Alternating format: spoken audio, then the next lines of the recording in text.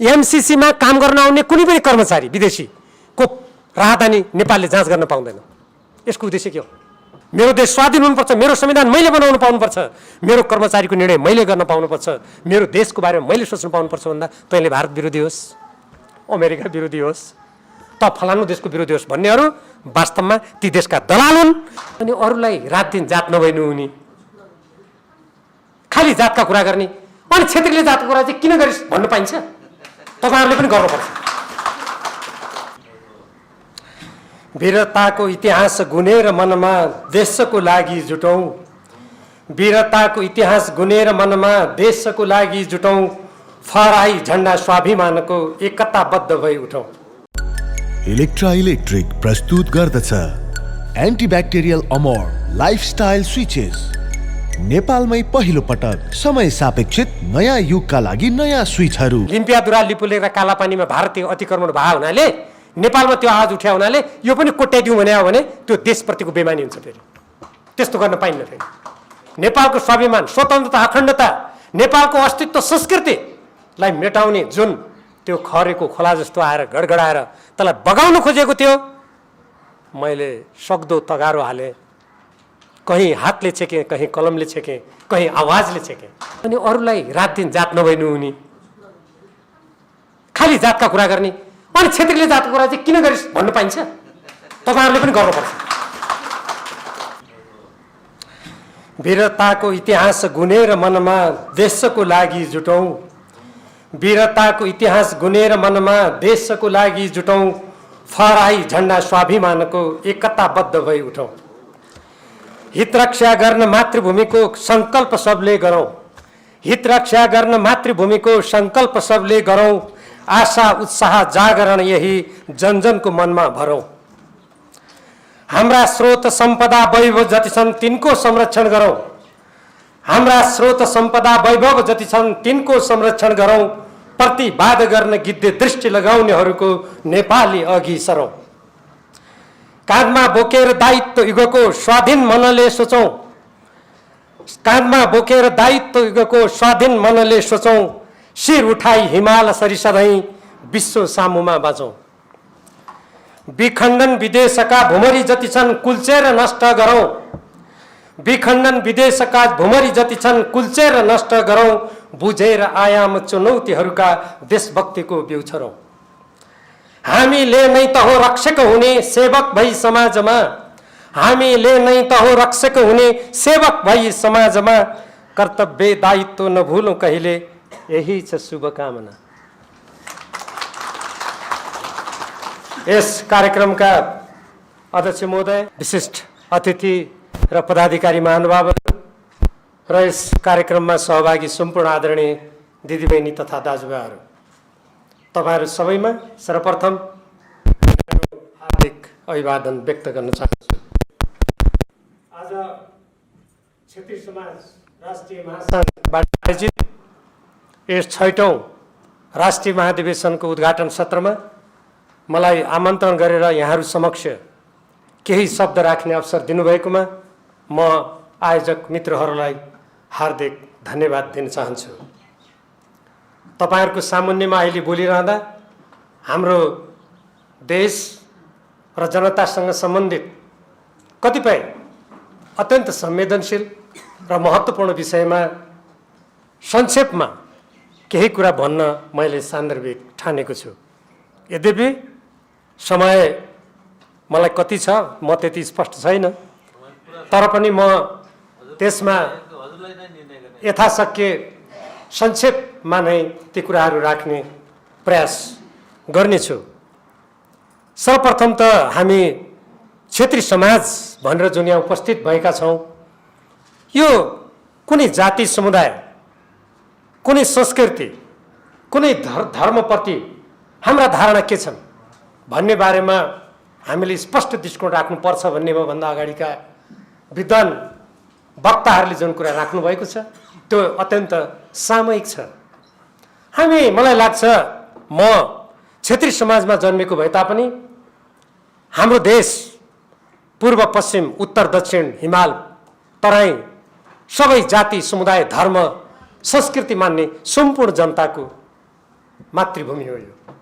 सबैले यो देशको पहिचानलाई सर्वोपरि राखेर नै त्यो विश्वको सामु आफ्नो स्वाभिमानका साथ उभिएको पहिचानयुक्त स्वाधीन नेपालभित्र मात्रै कुनै पनि जाति समुदायको पहिचान स्थापित हुन सक्छ भन्ने कुरालाई हामी सबैले मनन गर्नुपर्छ।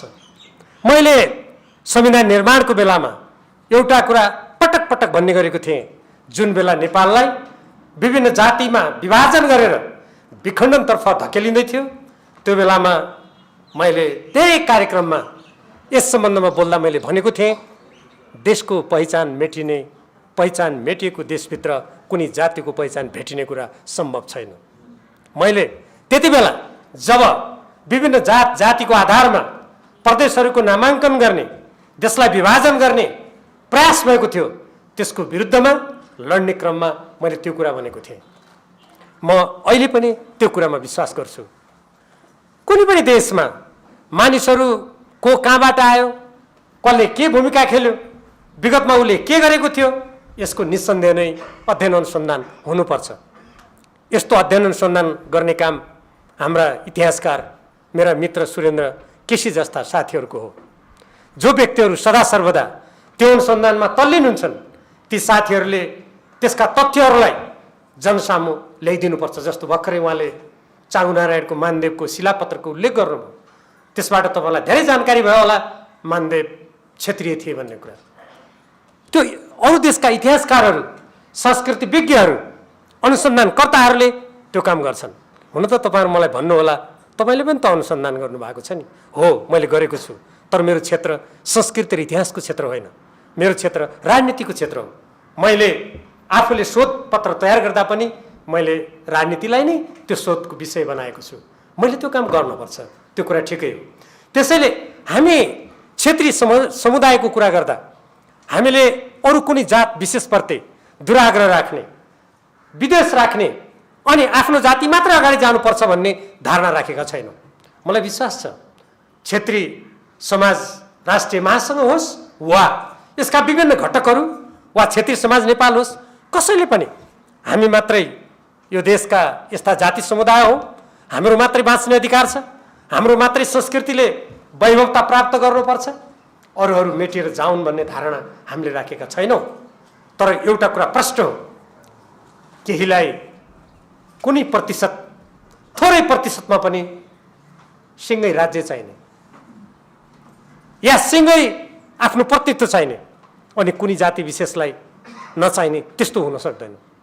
मैले संविधान निर्माण गर्दा यहाँहरूलाई एउटा कुराको स्मरण गराउन चाहन्छु।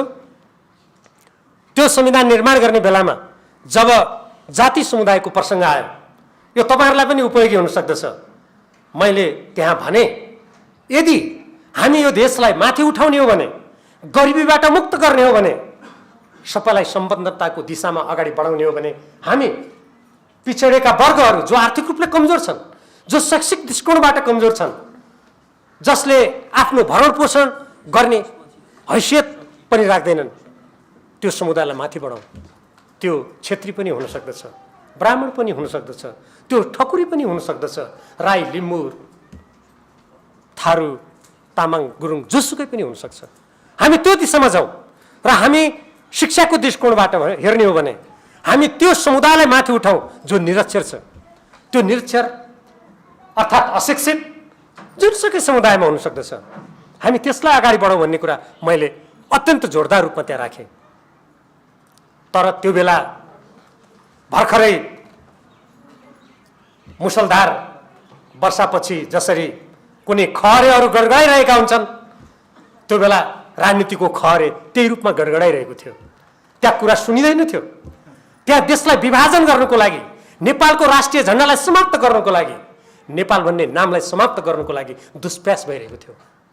म तपाईँहरूलाई जानकारी गराउन चाहन्छु, नेपालको झन्डा त्यो बेलाको संवैधानिक समितिमा 2 मतले मात्रै बचेको थियो।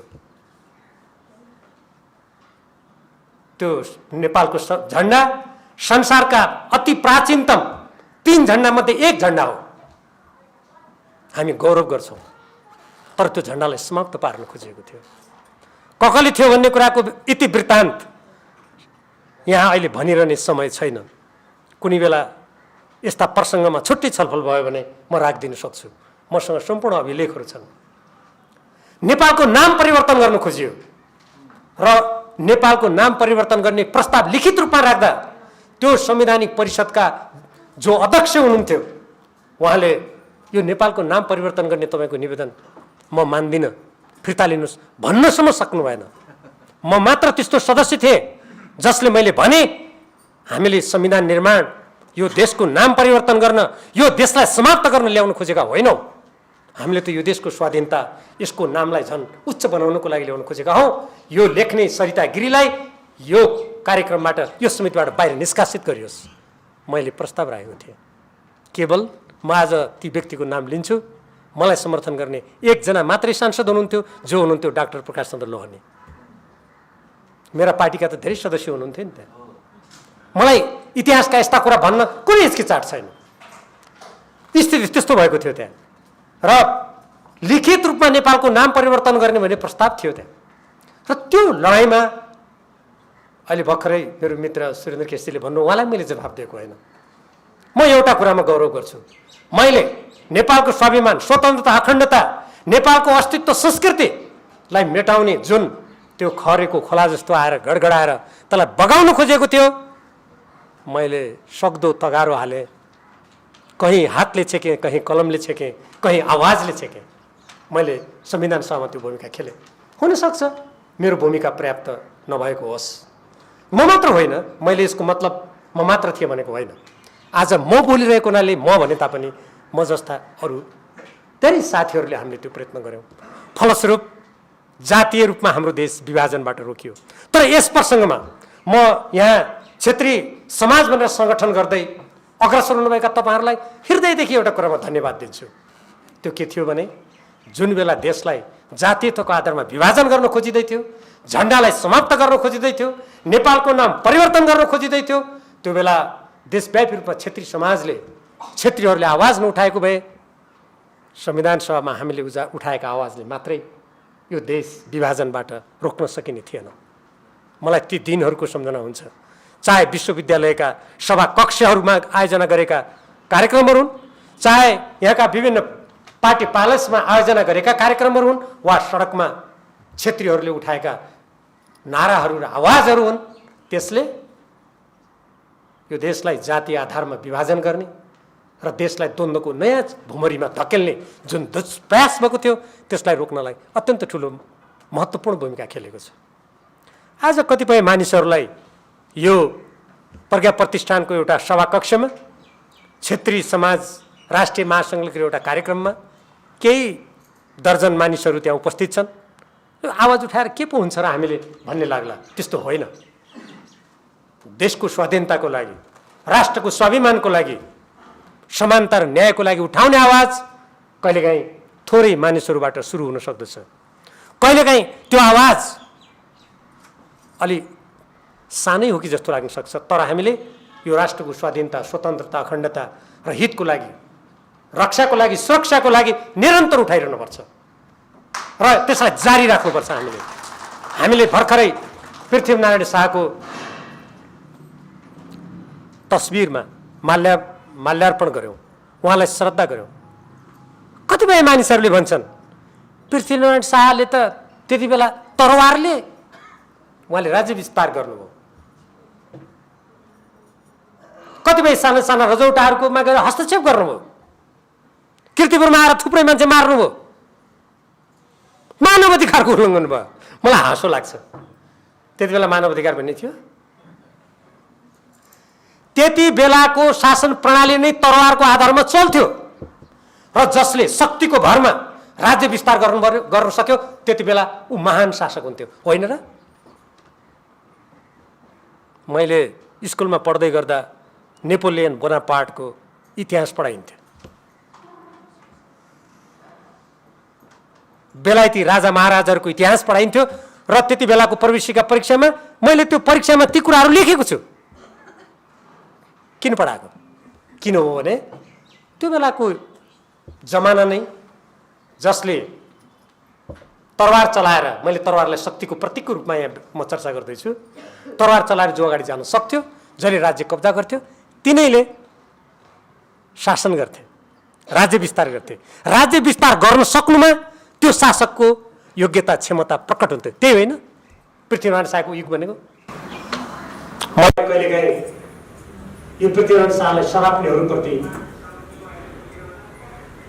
दया लागेर आउँछ र कहिलेकाहीँ मैले यस्तो सार्वजनिक कार्यक्रममा प्रश्न सोध्ने गरेको छु।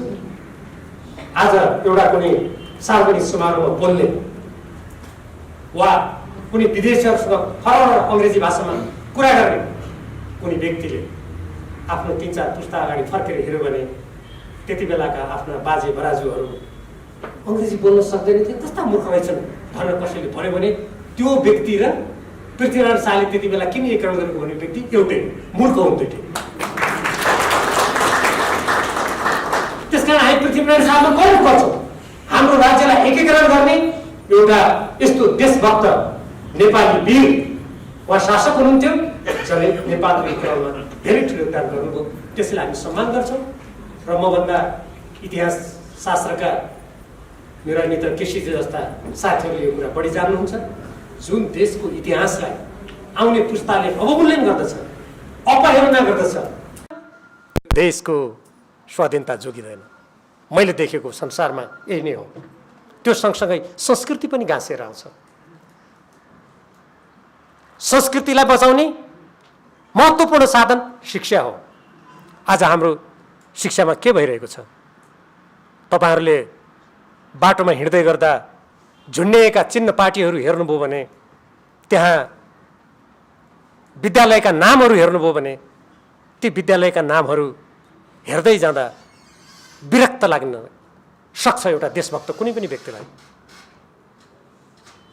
अमेरिका बेलायतका शासकहरू को थिए? चर्चित त्यहाँका राष्ट्रपति को थिए? अझ भन्ने हो भने त्यहाँका गायक को थिए? तिनका नाउँबाट कलेज खोलेका देखिन्छन् हिँड्दै हिँड्दा बाटोमा। एउटा कुनै व्यक्तिलाई प्रवेशिका परीक्षाबाट या अझ विद्यालयको 1-2 कक्षाबाट, अब आजकल केजी भन्ने चलन छ, लोअर केजी अप्पर केजी भन्ने छ, हामी बिस्तारै हाम्रो संस्कृतिबाट समाजलाई हामी धकेल्दैछौँ अर्काको पोल्टामा। त्यहाँदेखि एउटा कोही व्यक्ति स्नातकोत्तर होला या इन्जिनियर होला, डाक्टर होला या कुनै साहित्यकार होला, त्यो व्यक्तिसँग पढाउँदा कति लगानी हुन्छ? तपाईहरु मैले यसो अनुहार हेर्दा यहाँ धेरै पाका मान्छे नै हुनुहुन्छ, युवाहरूको पंक्ति यहाँ कम छ। हिसाब गरौँ त कति खर्च हुन्छ? जब त्यो मान्छे सक्षम हुन्छ अनि गुणबाट भक्करै पखेटा लागेको चरा जस्तै त्यो उडेर अस्ट्रेलिया पुग्छ कि बेलायत पुग्छ कि अमेरिका पुग्छ, अनि यो देशमा एमसीसी ल्याएर म प्रगति गर्छु भन्ने मिल्छ? कति करोड खर्च हुन्छ त्यसमा? त्यो व्यक्तिले कमाएर पठाउने रकम, त्यसले 20 वर्षमा पठाउने रकम कति हुन्छ र त्यसलाई कक्षा 1 देखि स्नातकोत्तरसम्म या डाक्टर इन्जिनियर हुँदा कति खर्च हुन्छ तुलना गरेर हेर्नु होला घर गएर। हामी आज राष्ट्रलाई कमजोर बनाउने त्यो खतरनाक चरणबाट गुज्रिरहेका छौँ। आज हामी त्यसलाई कसरी रोक्ने भन्ने ठुलो चुनौती हाम्रो सामु छ। यो कुनै एक रातमा भएको त होइन, यसमा कुनै एक व्यक्तिलाई मात्रै दोष दिन मिल्दैन।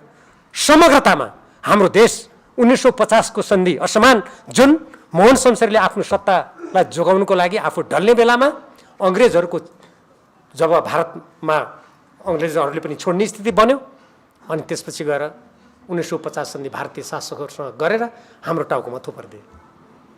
हाम्रो देशका राजादेखि लिएर पार्टीका नेता हामी सबैले यो असमान हो त भन्यौ, तर हामी परिवर्तन गर्नु त कता कता। आज लिपुलेक लिम्पियाधुरा कालापानीमा भारतीयहरूको अतिक्रमण छ। त्यहाँ एउटा भारतीय गभर्नरले आएर हाम्रो नाभि र गुन्जीको निरीक्षण गर्छ र भारतका प्रधानमन्त्रीले हिजो मात्रै म लिपुलेकसँग बाटो बनाउँदै भन्छन्, तर हाम्रो परराष्ट्र मन्त्रालय मौन धारण गर्छ। हाम्रा प्रधानमन्त्री मौन धारण गर्छन् र आफ्नो श्रीमतीलाई भारत मोड्नुभन्दा अगाडि भारतीय जनता पार्टीको विदेश विभागको प्रमुखसँग वार्ता गर्न पठाउँछन्। मानौँ कि हाम्रो परराष्ट्र नीति अब दुई देशको बीचको मामिला होइन, श्रीमान श्रीमतीको मामला जस्तो। आज क्षेत्रीय समाजको काँधमा यो जुन तरिका छ, यो तरिकालाई परिवर्तन गरेर देशभक्तिपूर्ण भावना जुन पृथ्वीनारायण शाहले आरम्भ गरेको थियो त्यसलाई कसरी पुनर्जीवित गर्ने भन्ने चुनौती छ हाम्रो सामु। यो चुनौतीलाई हामीले राम्ररी बुझ्नुपर्छ।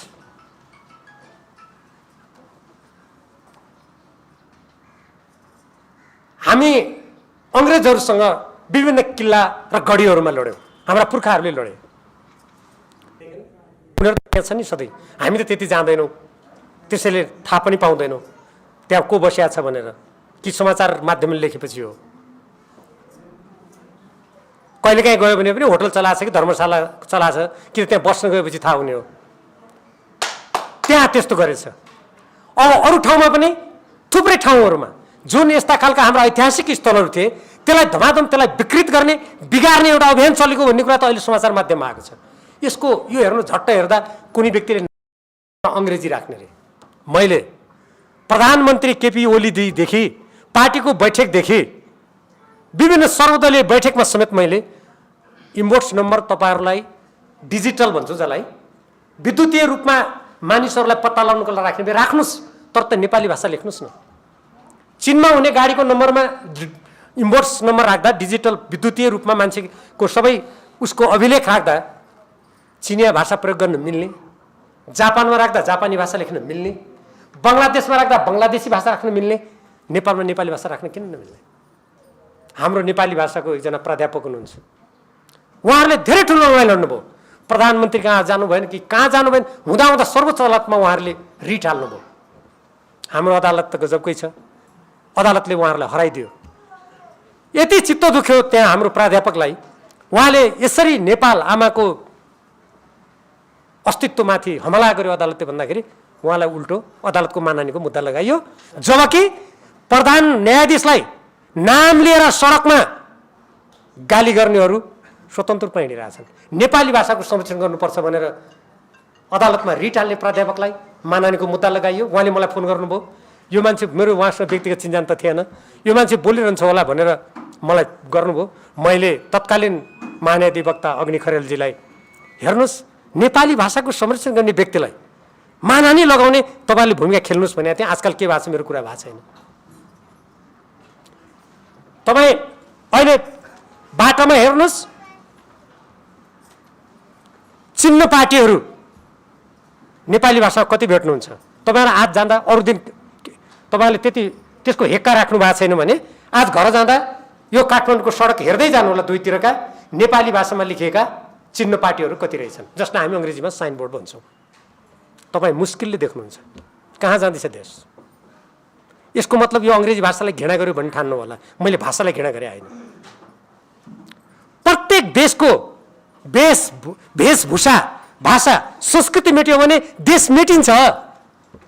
यो क्षेत्रीय समाजले बुझ्नुपर्ने यो छ।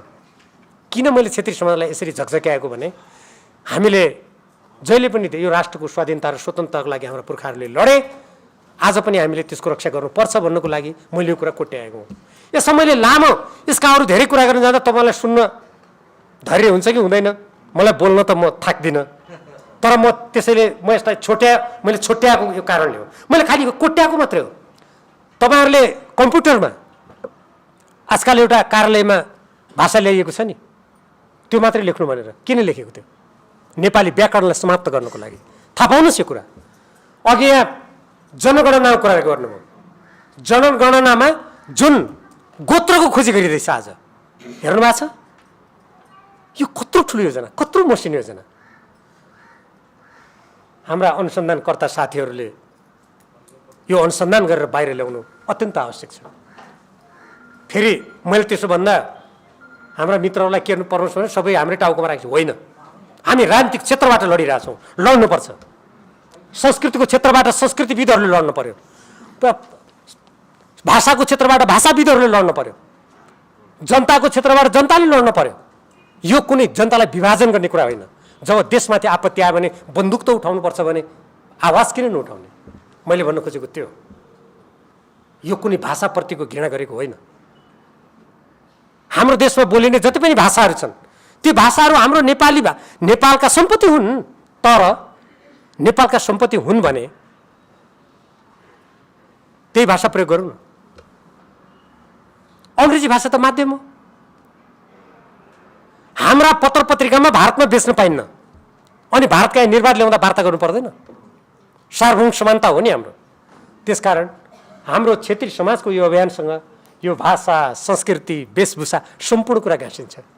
त्यो गाँसिन्छ भन्नुको अर्थ स्वाधीनताको लडाईँ तपाईहरुको संगठनको उद्देश्यसँग गाँसिन्छ। यो होला भन्ने मैले विश्वास गरेको छु। अब अलिकति एमसीसी को कुरा आछ, मैले त्यो कुरा गर्नुपर्छ। मेरो मित्र सुरेन्द्र केसीजीले एमसीसी को बारेमा संसदले निर्णय गर्नु पर्यो नि, मन्त्री परिषदले गर्नु पर्यो भन्ने कुरा उचित हो। किनभने राज्यको जिम्मेवार प्राप्त जिम्मेवारी लिएको निकाय भनेको कार्यकारीको हैसियतले सरकार हो, व्यवस्थापिकको हैसियतले संसद हो। न्यायको दृष्टिकोणबाट यदि त्यो अन्यायपूर्ण हो भने त्यो न्याय दिने संस्था न्यायपालिका हो, त्यसमा कुनै शंका छैन। तर कार्यपालिकाको मनपरी कार्यपालिकाको अधिकार हातमा लिएको प्रमुख व्यक्तिले मनपरी गर्यो भने जनताले आवाज उठाउनै पर्छ। तैँले किन उठाइस् भन्नु पाइन्न, भन्नु हुँदैन, उठाउनु पर्छ। यो देशप्रतिको नागरिकको कर्तव्य हो। हाम्रो संविधानमै लेखेको छ, नागरिक कर्तव्यमा राष्ट्रको हितको संरक्षण गर्ने, राष्ट्रको सम्पत्तिको संरक्षण गर्ने नागरिकको कर्तव्य भनेर संविधानमै हामीले लेखेका छौँ।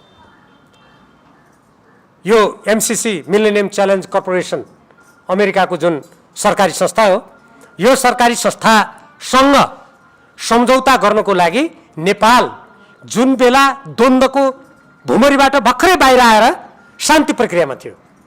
2062-63 को आन्दोलनपछि 64, 65, 66, 67, 68 हुँदै 72 सम्म त हामी संविधान निर्माणको प्रक्रियामा थियौँ, 1 दशकसम्म होइन र? अनि त्यही बेलामा अर्थ मन्त्रालयका कर्मचारीहरूले यो कामलाई गोप्य रूपमा अगाडि बढाएको देखिन्छ। मैले पछि अध्ययन गर्दा अब अर्थ मन्त्रालयले गोप्य रूपमा अगाडि बढाएको हामी कसरी थाहा पाउँछौँ? म त शान्ति प्रक्रियामा थिएँ। शान्ति प्रक्रियामा म विशेष समितिमा काम गरिरहेको थिएँ। माओवादी सेनाका पूर्व लडाकुहरूलाई कसरी नेपाली सेनामा समायोजन गर्ने वा समाजमा पुनर्स्थापित गरेर देशलाई दिगो शान्तिकोमा लैजाने भनेर म त विशेष समितिको सदस्य भएर काम गरिरहेको थिएँ।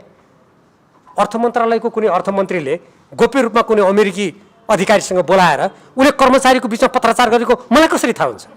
अनि उले पत्राचार गरेर गल्ती काम गरेको मैले भेटेँ भने तैँले पछि कुरा किन उठाइस् भन्नु पाइन्छ? पाइन्छ? त्यस्तो हुन्छ? सन् 2011 देखि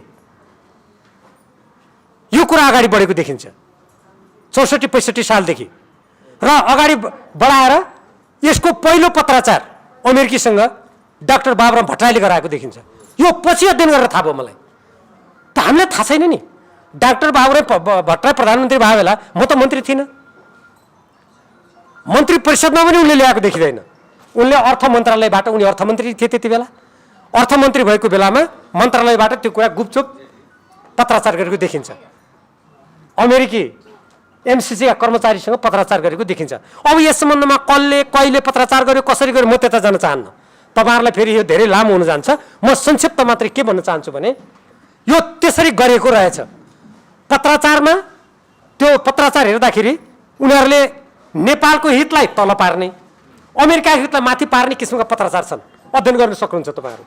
मैले सबै पत्र त प्राप्त गरेको छैन, तर कार्यदलमा जति बेला नेकपा थियो त्यो बेलाको कार्यदलमा झलनाथ खनालजीको संयोजकत्वमा कार्यदल गठन भएको थियो, म त्यसको सदस्य थिएँ र मैले नै ती कागजपत्र झिकाउनु पर्छ भन्दा 6वटा दस्तावेज बाहेक अरू दस्तावेज झिकाएर मैले ती सम्पूर्ण कुराको अध्ययन गरेको छु। त्यो बेला अध्ययन गर्न पाएँ मैले। त्यो पनि कसरी थाहा भयो? प्रतिनिधि सभामा सम्झौता प्रस्तुत गरियो। त्यो सम्झौता प्रतिनिधि सभामा प्रस्तुत गर्नुभन्दा अगाडि मलाई कुनै पनि जानकारी थिएन र म 9 महिना रक्षा मन्त्री भएँ। त्यो 9 महिना म रक्षा मन्त्री हुँदा एमसीसी सम्बन्धी कुनै पनि कागज पत्र सम्झौता कुनै पनि कुरा मन्त्री परिषदमा ल्याइएको थिएन। र माधव कुमार नेपाल प्रधानमन्त्री हुँदा म 20 महिना गृहमन्त्री भएँ। त्यो बेला एमसीसी सम्बन्धी कुनै कागज पत्र कुनै पनि छलफल मन्त्री परिषदमा ल्याइएको थिएन। म सार्वजनिक रूपमा भन्दैछु यो कुरा। म जब प्रतिनिधि सभामा त्यो सम्झौता ल्याइयो, त्यो सम्झौता मैले घर पुग्ने बित्तिकै अध्ययन गरेँ र अध्ययन गरेको भोलिपल्ट गएर हाम्रो संसदको उपनेता सुभाष नेमाङ, म अब औपचारिकतामा गएँ र प्रमुख सचेतक देव गुरुङजीलाई मैले यस्ता यस्ता सम्झौताका दफा आपत्तिजनक मैले पाएँ, यसलाई तुरुन्तै अनुमोदन गरिनु हुन्न, रोक्नुपर्छ भन्दा उहाँहरू दुवैजनाले म प्रति सहमति जनाउनु भयो, रोक्नुपर्छ हामी महाराजीलाई भनौँ भनेर उहाँहरू दुईजनाले पनि भन्नुभएको छ, मैले पनि भनेको छु। अब महाराजीले त्यो रोक्दा के भयो तपाईँहरूलाई थाहा छँदैछ, म त्यता जान चाहन्न होइन। अब भन्नुहोस्, जब त्यो सम्झौता मैले थाहा पाएपछि संसदमा यो राष्ट्रको अस्तित्व, यसको दीर्घकालीन स्वाधीनता स्वाभिमानमाथि आँचाउने कुरा देखेपछि मैले त्यो रोक्नुपर्छ भने बोल्दा त्यो त ठिक होइन र। मैले त्यो जिम्मा कसरी लिन सक्छु र। अब अर्को कुरा, एमसीसी का कुन प्रावधानको मैले विरोध गरेको त। अब तपाईँहरूलाई मैले दफा दफा भन्न थाल्यो भने थप मलाई 1 घण्टा लाग्छ, म त्यता जान चाहन्न। म यसको मूलभूत कुरा मात्रै भन्छु। हेर्नुहोस्, एक त्यो त दफै भन्छु, किनभने शेरबहादुर देउवा प्रधानमन्त्री जस्तो पदमा बसेर उहाँले पढेर बोल्नुहोस् भने हुनाले म यहीँबाट उहाँलाई भन्न चाहन्छु, शेरबहादुर देउवाजी पहिले तपाईँ पढ्नुहोस् राम्ररी। मैले कार्यदलको सदस्यको हैसियतले त्यो सम्झौता मात्र होइन, कार्यान्वयन सम्झौता जुन युवराज खतिवडाले मूल सम्झौताभन्दा कैयौँ गुणा देशघात हुने गरिकन गरिएको छ, मूल सम्झौता अनुमोदन भएको छैन। अनि अर्थमन्त्रीले एउटा कर्मचारीसँग आफू एकातिर बसेर अर्कोतिर कर्मचारीलाई राखेर, विदेशी कर्मचारी त्यो पनि कूटनीतिक मर्यादालाई बिर्सेर अनि कार्यान्वयन सम्झौता कसरी गर्न सक्छ। पहिले सम्झौता पारित भएन, कार्यान्वयन सम्झौता हुन्छ। त्यसैले मैले युवराज खतिवडामाथि छानबिन हुनुपर्छ र कारबाही गर्नुपर्छ भनेको छु। त्यो तपाईँहरूको अगाडि मात्रै होइन, राजनीतिक दलका बैठकहरूमा भनेको छु, संसदमा भनेको छु मैले हो। अब त्यो कार्यान्वयन सम्झौता, त्यसपछि 6-7 वटा अरू सम्झौता छन्, मैले त्यो सबै पढेको छु र 6 वटा दस्तावेज चाहिँ हामीले दिएको छैन। झलनाथ खनालजीको हस्ताक्षर गराएर माग्दाखेरि पनि दिइएन 6 वटा दस्तावेज। अरू सबै दस्तावेज मैले पढेको छु र मूल सम्झौताको दफा 5 मा, त्यसको दफा 5 को खको 3 मा नेपालले अमेरिकाको वर्तमान कानुन र भविष्यमा मान्ने कानुन नमान्यो भने स्वत सम्झौता रद्द हुने भनेको छ। अर्थात् नेपालले अमेरिकाको अहिलेको कानुन र भविष्यको कानुन मान्नुपर्ने। यो कुरा भन्दा शेरबहादुर देउवाजी भन्नुहुन्छ प्रधानमन्त्री, कहाँ लेख्या छ? अब उहाँले नपढ्या कि मैले नपढ्या, तपाईँहरू आफै छुट्याउनुहोस्। एउटा देशको प्रधानमन्त्रीले यस्तो बोल्दा मेरो त शिर नेउरिन्छ। हेर्नुहोस्, किनभने म देशको नागरिक, मेरो पनि प्रधानमन्त्री हो नि उहाँ। एउटा दोस्रो जुन प्रसारण लाइन भनेको छ, यो त हामीले आफै ल्याएको हो नि, यो कहाँ अमेरिकनले भनेको छ? योभन्दा जनतालाई झुटा बोल्ने कुराहरू के हुनसक्छ? 2014 मा नेपाल ग्रोथ डायग्नोस्टिक भन्ने प्रतिवेदन तयार भएको छ। त्यो नेपाल ग्रोथ डायग्नोस्टिक अर्थात् नेपालको वृद्धिको चिरफार भन्ने प्रतिवेदनलाई एमसीसी का 9 जना अधिकारीहरू, त्यसको 1 जना व्यक्तिको नेतृत्वमा अनि नेपालका कर्मचारीलाई वरिपरि राखेर त्यो प्रतिवेदन सुनियोजित ढङ्गले तयार गरिएको छ। त्यही प्रतिवेदनको आधारमा यी योजनाहरू छनौट भएका हुन्। अनि नेपालले छानेको हो। नेपाल विद्युत प्राधिकरणले हाम्रो पूर्व पश्चिम राजमार्ग भए जस्तै, लोकमार्ग भए जस्तै विद्युत प्रसारणलाई तरातराईमा लिने, उत्तर दक्षिण जोड्ने विद्युत प्राधिकरणको योजना थियो। त्यसलाई यो नेपालको वृद्धिको चिरफार भन्ने दस्तावेजको आधारमा परिवर्तन गरेर अमेरिकन एमसीसी का 9 जना कथित विज्ञहरूको इसारामा परिवर्तन गरेर अनि हाम्रो रातमाटे हुँदै नुवाकोट हुँदै सिन्धुपाल्चोक जिल्ला त त्यो प्रसारण लाइनमा छैन नि, किन एमसीसी योजनामा राखेको भने सामरिक दृष्टिकोणबाट शक्ति राष्ट्रहरूको प्रतिस्पर्धामा नेपाललाई तान्नको लागि यो गरिएको छ। म अकाट्य प्रमाण दिन सक्छु। एउटा प्रसारण लाइन के छ, प्रसारण लाइन मर्मत गर्नको लागि समेत नेपाल सरकारले पाउँदैन, आफै एमसीसीलाई सोध्न पर्छ। त्यो जुन प्रसारण लाइन जुन भूमिबाट जान्छ त्यो भूमिमाथि एमसीसी को अनिश्चितकालीन कब्जा हुन्छ, त्यो नेपालको हुँदैन। नेपाल पराधीन भयो कि भएन? नेपाल सरकारले एमसीसीले दिएको प्रत्येक सुझाव मान्नै पर्छ। समानान्तर सरकार भयो कि भएन? यदि त्यो नेपालको एमसीसी को कार्यालय थियो भने भर्खरै हाम्रो डाक्टर सुरेन्द्र केसीजीले भन्नुभयो, त्यो 5 तारे होटल एकान्डिटीमा किन कार्यालय? किन? नेपाल सरकारले 13 करोड एमसीसीलाई अनुदान दिने कुरा लेखेको छ। अनुदान दिने रे, हामी अङ्ग्रेजीमा काउन्टर पार्ट बजेट भन्छौँ नि, अर्थात् नेपालले हाल्नुपर्ने पैसा होइन, अनुदान दिनुपर्ने। त्यो योजना असफल भएपछि 13 करोड डलर भनेको अहिलेको 15-16 अरब कति नेपाली हुन्छ अहिलेको विनिमय दरमा, त्यो कसरी फर्काउने भन्ने कुरा लेखिरहेको छैन। अनि 13 करोड नेपालले हालेर बौद्धिक सम्पत्तिमा नेपालको कुनै अधिकार हुँदैन, एक लौटी एमसीसीको अधिकार हुन्छ। योजना छनौट गर्न भारतको स्वीकृति लिनुपर्छ। दुईटा सार्वभौम मुलुकले द्विपक्षीय सम्झौता गर्छन् कि तेस्रो मुलुकलाई त्यहाँ सहमति लिनुपर्छ भन्छन्। यसले के बुझाउँछ? यदि त्यो सम्झौता अनुमोदन भयो भने नेपाल स्वतन्त्र मुलुक होइन, भारतको भू उपग्रह हो भन्ने कुरा स्थापित हुन्छ। नेपालको संविधान अमेरिकी कानुनभन्दा तल छ। नेपालको भूमि विदेशीले कब्जा गर्छ। भोलि मान्नुहोस् भविष्यमा बन्ने अमेरिकी कानुन नेपालले मान्नुपर्छ भन्ने अनुमोदन भयो भने संसदबाट, त्यो सम्झौता लागू भयो भने अहिले हिन्द प्रशान्त क्षेत्रमा चीन र अमेरिकी गठबन्धनको शक्तिको सङ्घर्ष भइरहेछ। त्यहाँ ठुलो सैनिक जमाव भइरहेको छ। भारत, जापान, अस्ट्रेलिया, बेलायतले क्वाड भन्ने संस्था खोलेका छन्, अर्को ओको भन्ने खोलेका छन्। योको हो क्या? सन् 2002 मा अमेरिकी राष्ट्रपतिले एमसीसीको बारेमा अमेरिकी सुरक्षा रणनीति भन्ने दस्तावेज लेख्दाखेरि एमसीसी त्यसको अङ्ग हो भनेर राष्ट्रपतिले प्रस्तावना लेखेर हस्ताक्षर गर्नुभएको छ। अमेरिकाका दुईजना मन्त्रीले यहाँ भ्रमण गर्दा एमसीसी हिन्द प्रशान्त रणनीतिको अङ्ग हो भनेर बोल्नु भएको छ। अमेरिकी राजदूतले एउटा टेलिभिजन अन्तर्वार्तामा नेपालमा यो हाम्रो अनुदान होइन, हाम्रो लगानी हो भनेको छ। तर एमसीसीका समर्थकहरू यो कहाँ हो र, यो अमेरिकी रणनीतिको अङ्ग होइन भन्छन्। होइन, त्यो अमेरिकी मन्त्रीभन्दा पनि बढ्ता अमेरिकी को रहेछन् हो ती नेपाली?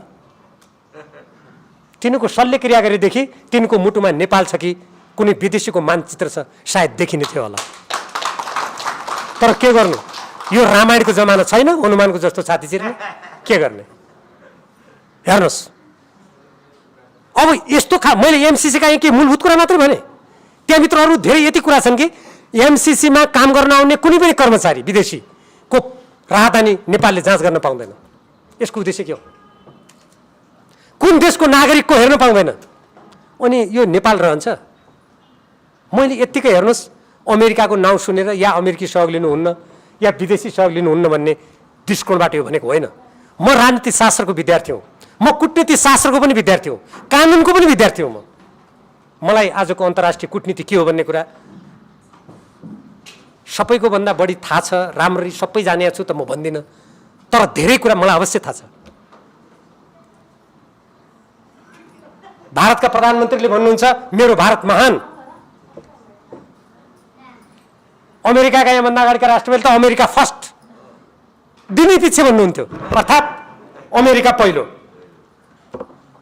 चीनका राष्ट्रपतिले त मेरो चिनिया सपना, म चीनलाई संसारको सबैभन्दा उन्नत देश बनाउँछु उहाँले घोषणा गर्नुभएको छ।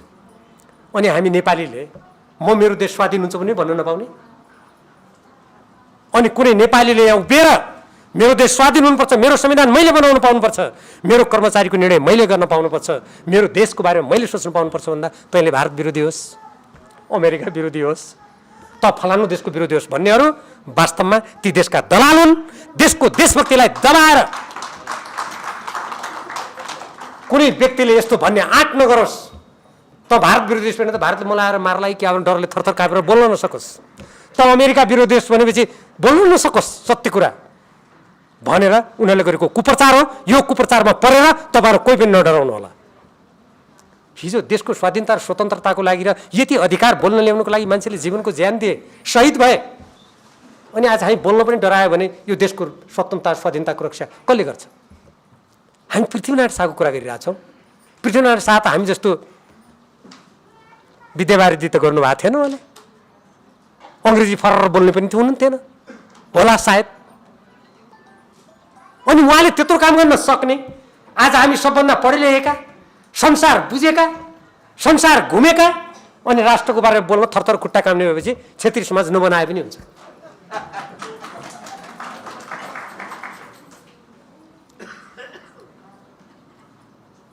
मैले त्यसकारण एमसीसीको विरोध गरेको हो। म अहिले पनि भन्छु, मैले जति दस्तावेजहरू त्यो पढेको छु, जति पटक पढेको छु, त्यसले के भन्छ भने यदि एमसीसी सम्झौता अहिले यसका हाम्रो देशको विरुद्धमा, राष्ट्रघाती हाम्रो कानुनको विरुद्धमा भएका प्रावधानलाई राखेर यदि सम्झौता गरिन्छ भने नेपाल उपनिवेशीकरणको बाटोमा गयो। त्यसैले मलाई आजकल चिन्ता लाग्छ। एउटा के चिन्ता लाग्छ भने यत्रो लडियो विद्यार्थी कालदेखि। सुरेनजी र म त त्यति बेला विश्वविद्यालयमा सँगसँगै थियौँ, अन्डा शिविरमा हामीले नारा पनि लगायौँ, सँगै जुलुस पनि गऱ्यौँ। पार्टीमा पनि धेरै लामो काम गरियो, झन्डै 50 वर्ष हुन लाग्यो। हेर्नुहोस्, सरकारको प्रधानमन्त्री पनि भइयो। त्यति बेला बहुमतको सरकारमा त होइन म मन्त्री भएको, तर पनि गृहमन्त्री रक्षा मन्त्री भइयो जति बेला भए पनि। अब आजकल मलाई एउटा चिन्ताले सताउँछ, यत्रो पदमा बसेर आफ्नै जीवनकालमा यो देश पराधीन भएको त देख्ने दिन त आउने हो नि कतै। मलाई चिन्ता त्यसको मात्रै छ। त्यसकारण म तपाईँलाई भन्छु, देशका क्षेत्रीहरूले यो राष्ट्रको स्वाधीनता र स्वतन्त्रतालाई जुन रगत बगाए, जुन आँटका साथ युद्धका मोर्चाहरूमा लडे, क्षेत्रीहरूले त्यो इतिहासलाई फेरि सम्झाउनु पर्यो, फेरि कम्मर कस्नु पर्यो, फेरि अगाडि बढ्नु पर्यो। मेरो तपाईँलाई आह्वान छ, यदि तपाईँले त्यो गर्नुभयो भने, यदि तपाईँहरू त्यो अगाडि बढ्नुभयो भने, म त बोलि नै राखेको छु नि। मेरो पार्टी नेकपा एमालेको बल्खु कार्यालयमा जति बेला संविधान बन्ने बेला म क्षेत्रीय समाजका कार्यक्रममा बोलेर आउँदा के मान्छेले मलाई व्यङ्ग्य हानेर भने परबाट फिस्स हाँसेर, तपाईँ क्षेत्रीको नेता हुनुभयो। अनि मैले भने अनि तपाईँलाई भ्रम रहेछ कि क्या हो म अरू जात हुँ भन्ने कुरा? क्षेत्रीकै नेता त हो नि तपाईँ। म जातको नाउँ अहिले भन्दिनँ, मैले तिनलाई जातको नाउँ दिएर भनेको छु। तपाईँ फलानु जातको नेता हुने, तपाईँले भन्नु सुहाउने, तपाईँले यस्तो जातको नेता भन्न सुहाउने कि जातका कुरा नगरौँ, वर्गीय कुरा गरौँ, पिछडिएको समुदायको कुरा गरौँ, म जातको कुरा गर्दिनँ। तपाईँ आफ्नो जातको कुरा गर्ने, तपाईँ पनि त धनी सामन्तै हो नि। तपाईँको जातको कुरा गर्ने, मलाई क्षेत्रीको नेता भन्दा के म सिरिनी कौर भन्ने ठान्नु भयो हो? मैले छातीमा हात राखेर भने त्यो दिनदेखि भन्नु बन्द गरेँ। के को डर? म अहिले पनि भन्छु, यदि हाम्रो राज्य पिछडिएका जाति समुदाय वर्गलाई अगाडि बढाउने हो भने ठिक छ, हामी क्षेत्रीय जातका कुरा नगरौँ। म अहिले पनि भन्छु, मेरो यो मान्यता हो। अनि अरूलाई रात दिन जात नभइनु हुने, खालि जातका कुरा गर्ने, अनि क्षेत्रीले जातको कुरा चाहिँ किन गरिस् भन्नु पाइन्छ? तपाईँहरूले पनि गर्नुपर्छ। अब आजकल समानुपातिको कुरा आयो। भर्खरै हाम्रो प्राध्यापक महोदयले कुरा गर्नुभयो, क्षेत्रीहरू जसले यो राष्ट्रको स्वाधीनताको लागि लडे, यो राष्ट्रको स्वाधीनता जोगाउनको लागि योगदान दिए, अनि तिनीहरूको अपराध हो आज तिनीहरूलाई शिक्षाको क्षेत्रमा अन्य क्या अन्य? म अब सुरेन्द्र मेरो मित्र केसीजीलाई जानकारी गराउँछु। एउटा उहाँसँग धेरैचोटि मैले भेटघाट त यो कुराको मैले जानकारी गराएको रहेनछु उहाँले किनभने मलाई प्रश्न गर्नुभयो नि अघि, यो क्षेत्री यो जुन आदिवासी जनजाति यो के हो, छुट्याइदिनु पर्यो, किन नबोलेको भन्नुभयो नि। यसको बारेमा त्यति बेला संविधान निर्माणमा सम्बन्धित मसौदा समितिमा बोल्ने मान्छे म मात्रै हुँ। मैले के भने त्यहाँ भने तपाईँहरू के साँच्चै जातकोमा जाने हो, राज्य बनाउने हो? यदि जातको राज्य बनाउने हो भने तपाईँहरूले यो अन्य भन्ने के हो? अन्य हामी अनुहार नभएका के हो अन्य भने के? मैले च्यात्र डस्टबिनमा हालिदिन्छु भने मेरो संविधान बनाउनुहोस् त। तपाईँहरू जातको राज्य बनाउनुहोस्, हामीलाई अन्य भन्नुहोस्, म यहीँबाट यो तपाईँले मसौदा गरेकोलाई च्यातेर यो फोहोर फाल्ने ठाउँमा म टोकरीमा हालिदिन्छु र यहीँबाट म आन्दोलनको लागि म आह्वान गर्छु। साथ दिए भने नेतृत्व गर्छु, अब दिएनन् भने आफ्नो आवाज उठाउँछु भनेको थिएँ। अनि के भयो? त्यहाँ धेरै लडाइँ भएपछि अनि मैले भने तपाईँहरू प्रतिशतको कुरा गर्नुहुन्छ भने 17% थियो त्यति बेला क्षेत्रीहरूको तथ्याङ्क अनुसार, त्यसो भए 17% क्षेत्रीको भाग राख्नुहोस्। ठिक छ, प्रतिशतमा जाउँ। मैले हाम्रो पार्टीको केन्द्रीय कमिटीको बैठकमा भने तपाईँहरू जातका धेरै चर्का कुरा गर्न थाल्नुभयो। यो केन्द्रीय कमिटीमा जुन जातको यो देशमा जति जनसङ्ख्या छ त्यति राखौँ, बढ्ता हुनेलाई निकालौँ, कम हुनेलाई राखौँ। मैले केन्द्रीय कमिटीको बैठकमा प्रस्ताव गरेको छु नेकपा एमालेको। तपाईँसँग त्यो कुरा गर्नै पाएको छैन। मैले त्यो कुरा गर्ने दिनदेखि जातका चर्का कुरा गरेर क्षेत्रीको विरुद्धको नारा त्यहाँ बन्द भयो हो। अनि मैले भने अन्य भने के? अन्य भने अनुहार नभए, हामी क्षेत्रीय अनुहार नभए हो त? मैले यो हुन सक्दैन, यो अन्य हुनै सक्दैन। क्षेत्रीको 17% भाग राख्नुहोस्, 52 आफ्नो भाग लिनुहोस्। अनि एकजना 52 नेताले छेउमा आएर मलाई भन्नु, यस्तो कुरा नगरिदिनुहोस् न तपाईँ, हामी कमजोर हुन्छौँ। एकै हुने हामी 52 क्षेत्री त फुट्ने कुरा नगरौँ, किनभने खान पाएछ। कोही 52 हुन्छ भने चित्त नदुखाउनु होला। त्यहाँ भएको कुरा म जस्ताको तस्तै भनिदिन्छु। अनि मैले धेरै सङ्घर्ष गरेपछि अनि त्यहाँ मैले मानेन। अनि अन्तमा के भने, त्यसो भए व्याख्या गरिदिउँ न त, अन्य भन्नाले केलाई अन्य? मैले त भने अन्य भन्ने हुनै सक्दैन। लगभग म एक्लै थिएँ हेर्नुहोस् त्यो बैठकमा, अरू ठुल्ठुला नेताहरू हुनुहुन्थ्यो। त्यसपछि ल त त्यसो यसलाई व्याख्या गरिदियो भनेर अनि खस आर्य भन्नाले भनेर संविधानको अहिलेको व्याख्या लेखियो थियो। म त्यसमा सन्तुष्ट होइन, तर मैले सकिनँ त के गर्नुहुन्छ एक्लै। मैले त भनेको थिएँ त्यति बेला क्षेत्रीय समाजका साथीहरूलाई आन्दोलन नरोक्नुहोस्, चर्काउनुहोस् भनेको थिएँ मैले। किन त्यहाँ त अब बोल्ने मान्छे थोरै भएपछि कसरी गर्ने त लडाइँ। म भर्खर माओवादी बन्दुक राखेर आएका छन्, उहाँ विशेष समितिको बैठक गर्दाखेरि अलिकति चर्को पऱ्यो कि फेरि जङ्गल जान्छु भन्ने। अनि मलाई त एक दिन साह्रै रिस उठ्यो। त्यो पुष्पकमल दाहालजी बाबुरामजी सबै हुनुहुन्थ्यो। मैले भने यो सधैँ जङ्गल जान्छु भन्ने। अनि मैले एक दिन भने सार्वजनिक गइ नै रहेको छैन नि, मैले बोलेको म भएकै कुरा बोलिरहेको छु, यो बाहिर जान्छ भन्ने पनि मलाई थाहा छ। मैले भने यसो गरौँ, वास्तवमा यो भएन, यो सधैँ यो हाम्रो यो कसल्टी हो, मसक्कै लडौँ, जङ्गल तपाईँ गइहाल्नुहोस्, एक झमट लडौँ, जो जित्छ त्यही राज्य चलाउँ भने भोलिपल्टदेखि त्यो कुरा बन्द भयो। हेर्नुहोस् संविधान निर्माणको लडाइँ कस्तो थियो। म त विशेष समितिमा काम गरेको हो नि। म गृहमन्त्री हुँदा माओवादी सेनाका पूर्व लडाकुको लडाइँ राज्यको अन्तर्गत ल्याउनको लागि सारा हेलिकप्टर लिएर चितवन जिल्लामा गएर परेड खेलाउनेमा आयोजना गर्ने प्रमुख व्यक्तिमध्ये म पनि हो। हेर्नुहोस् त्यसो भएको हुनाले संविधान निर्माणमा हामीले त्यो लडाइँ लड्यौँ, तर सकिएन। अब अहिले पनि यो कुरा के छ भने जारी छ यो। अब अहिले भर्खरै हाम्रो डाक्टर केसीले भन्नुभयो जस्तै यो जातीयताको कुरा फेरि उठाउन खोजिँदैछ। मैले पनि महसुस गरेको छु, बिचमा यो मत्थर भएको थियो, फेरि उठाउन खोजिँदैछ।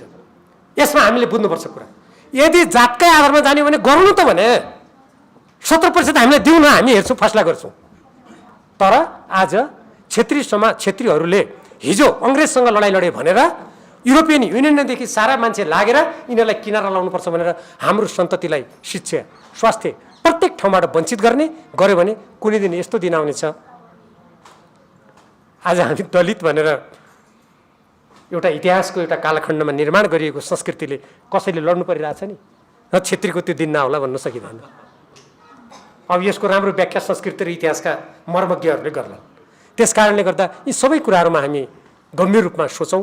अब हामीले गर्दा कति कुरा तत्काल हामी प्राप्त गरौँला, तत्काल कतिपय गर्न नसकौँला, तर हामीले हाम्रो लडाइँ जारी राख्नुपर्छ।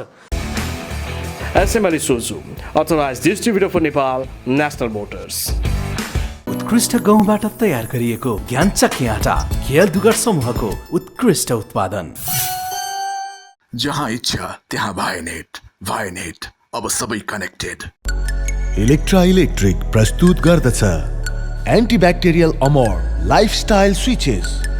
नेपालमै पहिलो पटक समय सापेक्षित नयाँ युगका लागि नयाँ स्विचहरू। शुद्धता त अब बाबा सनफ्लावर ओइलको प्याकेटमै पाइन्छ।